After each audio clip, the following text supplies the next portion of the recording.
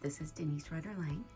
I just wanted to do a quick demo of how I baste up the sides of a quilt top after I've advanced.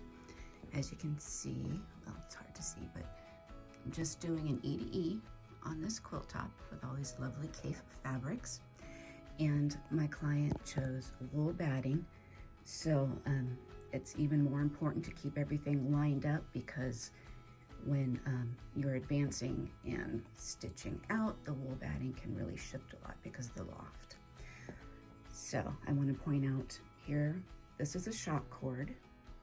I have it attached on each side of my machine, and it helps me keep the quilt lined up both vertically. So you see the vertical seams here. I have these little toggle locks on the side and each of those, but also horizontally. So as you can see, here's a horizontal seam right here, and I have the back of this toggle lined up with it, and the back of that one. And so I go across, and it helps me make sure that the quilt top stays square, particularly with that full wool batting, because it can really shift around a lot. And there's another side one there. Now when I baste, I do my basting at 3 stitches per inch. So I'll come as close, I'll pull it all the way to the front and then back off just a little bit. Pull up my thread close to the edge. I try to stay between 1/8 and 1/4 inch away from the edge. And then I'll go down, and then I do a locking stitch out and back and towards me and back. So that helps to keep the basting stitches in place as you're stitching out, so they don't unravel, because since they are loose stitches, they can unravel easily. And then I use my opposite hand to kind of guide the fabric as I move up.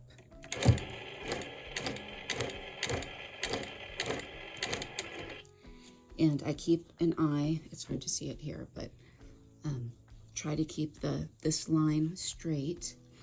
And as the machine goes forward, especially with the fuller batting, it's going to want to push the batting and the fabric back.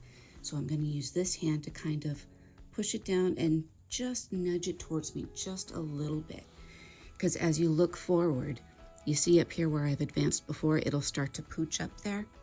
And so you want to pull it just a little bit so that pooch doesn't get any bigger, and so it actually gets a little bit smaller. But you're not pulling it out of alignment, you're just kind of pushing it down and keeping it from pushing back anymore.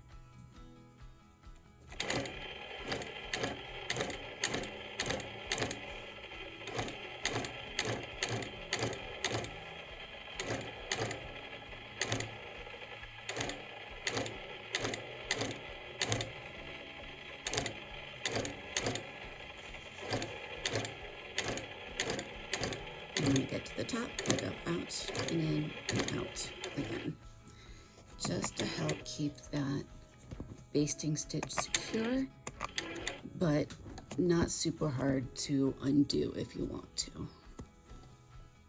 And when the edges get, or when the quilt top gets squared off and the edges get trimmed, then it'll trim some of that off.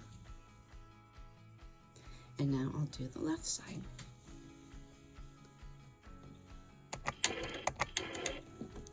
So down and up, pull up my threads, hold on to them when I go down, and then I start running out, back, and then forward again. And then using my opposite hand just to guide the fabric to make sure it's not pushing back, pushing down, keeping it straight, and then even pulling forward just a little bit as I get closer to where it meets up with the previous basting.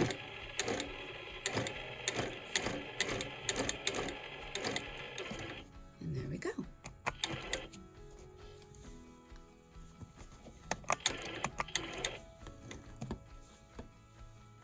Pull up the threads and snip.